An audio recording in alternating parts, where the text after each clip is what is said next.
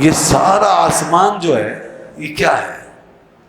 فرماتے حضور کی شان تو یہ ہے کہ پوری کائنات پر چھائی ہوئی آپ کی ذات، اس کائنات سے بھی ماورا، اور یہ آسمان جو ہے یہ ایک بلبلہ کی طرح ہے، اور حضور کی ذات سمندر کی طرح ہے، اور یہ تیرے محیط میں حباب، یہ اس طرح ہے جیسے تیرے محیط میں ایک حباب ہے، لوح بھی تو قلم بھی تو، تیرا وجود الکتاب، گنبد آبگینہ رنگ، تیرے محیط میں حباب، اور شوق اگر تیرا نہ ہو میری نماز کا امام، میرا قیام بھی حجاب، میرا سجود بھی حجاب، اور شوکت سنجر و سلیم تیرے جلال کی نمود، فقر جنید و بایزید تیرا جمال بے نقاب، اور کیا کہ خوب کہا کہ تیری نگاہ ناز سے دونوں مراد پا گئے، تیری نگاہ ناز سے دونوں مراد پا گئے، عقل غیاب و جستجو، عشق و حضور ہے، عشق حضور و اضطراب،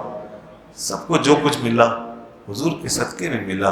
عقل وہی مراد کو پہنچی جس نے آپ کو پایا، اور عشق اور محبت کی دنیا بھی وہی مکمل ہوئی جو آپ سے متعلق ہو گئی، جو آپ کی بارگاہ تک پہنچ گئے، جو سلسلے آپ تک پہنچ گئے وہی مراد پا گئے، ورنہ عقل بھی بھٹکتی رہی، عشق بھی گمراہ ہوتا رہا، سب چیزیں بیکار ہیں، نہ عقل کام آئے گی نہ عشق۔ عقل یہ دماغ کا فعل ہے، عشق قلب کا فعل ہے، یہ دونوں ہی انسان کے سب سے اعلیٰ عمدہ پارٹ، اسی پہ انسان کھڑا ہے، مگر ان دونوں کو جھکایا ہے حضور کی ذات کے آگے، اس عقل کو جھکایا، اس عشق کو جھکایا، اور ان کو جوڑا وہاں سے، اس لیے وہاں ساری خوبیاں رکھی، سارے جمال رکھے، ساری رعنائیاں رکھی۔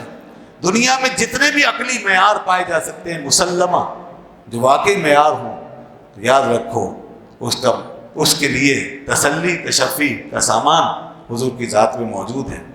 کوئی ایسی بات جو عقلی معیار سے متعلق ہو اور حضور کی ذات میں نہ ہو نہیں سکتا۔ عقل کے ہر معیار پہ حضور کی بات پوری ضرور اترے گی، ان کا فعل، ان کا کام ضرور اترے گا۔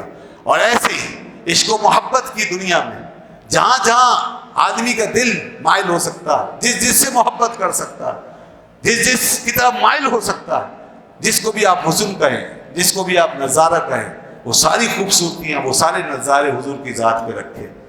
تو عقل کے لیے سارے پیمانے آپ کی ذات کو عطا کیے، اور دلوں کے لیے سارے حسن و جمال کے نظارے آپ کی ذات میں بسائے۔ اس لیے اب قیامت کے دن نہ کسی عقل کے لیے کوئی حجت، عقل کے پاس کوئی حجت، نہ کسی دل کے پاس کوئی حجت، نہ اس کے پاس کوئی عذر، نہ اس کے پاس کوئی عذر۔ ہر عقل سے یہی سوال ہوگا کہ تو میرے محبوب کے بارے میں کیوں غافل رہی، اور تیری سمجھ میں میرے محبوب کا پیغام کیوں نہ آیا۔ اور ہر دل سے یہ سوال ہوگا کہ تو میرے محبوب کے حسن و جمال سے کیوں بے پرواہ رہا، اور ان کے جمال جہاں آرا کی طرف مائل کیوں نہ ہوا۔ یہ اللہ نے حجت بنا دی ہے، عقل کے لیے بھی اور دل کے لیے بھی۔ قیامت کے دن وہی عقلیں اور وہی دل بخشے جائیں گے، اور وہی نجات پائیں گے جن عقلوں نے حضور کے پیغام کا طواف کیا، اور جن دلوں نے بارگاہ حسن پر ناز کیا، جن دلوں اور عقلوں نے آپ کے ساتھ اپنے آپ کو وابستہ رکھا، بس وہی بخشے گئے۔ اس لیے بو علی سینا کی عقل اس کی تباہی کا سبب بن گئی، اور امام غزالی کی عقل ان کو رسول پاک کے قدموں میں لے گئی۔ یہ فرق پڑ گیا۔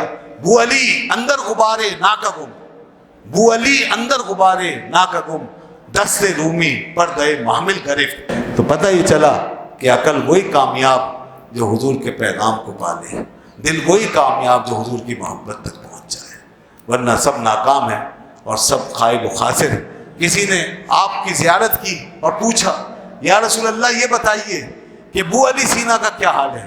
فرمایا سکتا، وہ ناکام ہو گیا، وہ خائب و خاسر ہو گیا، برباد ہو گیا بو علی سینا فلسفی۔ پھر پوچھنے والے نے پوچھا یا رسول اللہ غزالی کا کیا حال ہے؟ فرمایا ہوا فازا، غزالی کامیاب ہو گیا، غزالی کامیاب ہو گئے، وہ منزل پہ پہنچ گئے۔ یہ حضرت امام غزالی کا معاملہ تھا۔ کیوں؟ اس لیے کہ ان کی عقل حضور کے قدموں میں حاضر ہو گئی۔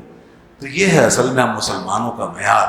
ہمارے قلب و نظر پہ تو حضور کی محبوبیت چھائی ہوئی ہے، ہم کیسے اب کسی کی کسی کی کوئی دوسری بات ہم گوارا نہیں کر سکتے۔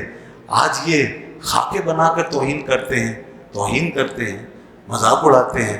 ارے کوئی دنیا کے تم سارے سائنسدانوں کو لے آؤ، فلاسفرز کو لے آؤ، یونان کو دوبارہ زندہ کر کے لے آؤ، سب کو افلاطون اور ارسطو کا مقام دے دو، تو بھی ہماری عقلیں اور ہمارے دل بارگاہ مصطفیٰ کے اندر جا کے بک چکے رہتے ہیں، وہاں کے لیے وقف ہو چکے ہیں۔ ہماری عقلوں پہ حضور کا پیغام چھایا ہوا، ہمارے دلوں پہ حضور کا جمال چھایا ہوا ہے، وہ اس کے علاوہ ہم کچھ اور نہ سمجھ سکتے ہیں، نہ ہم مان سکتے ہیں۔ لہذا اس لیے آج ان خاکوں کو کیسے برداشت کر سکتے ہیں، اس توہین کو کیسے گوارا کر سکتے ہیں؟ ہم تو کسی بڑے سے بڑے افلاطون کے قائل نہیں، حضور کے مقابلے میں، رسول اللہ کے مقابلے میں، حضور کی ہدایت کے مقابلے میں۔ یہ مسلمان کا ایمان ہے، اس ایمان پہ ہمیں قائم رہنا ہوگا اور ہمیں آج کے ان حالات کا مقابلہ کرنا ہوگا۔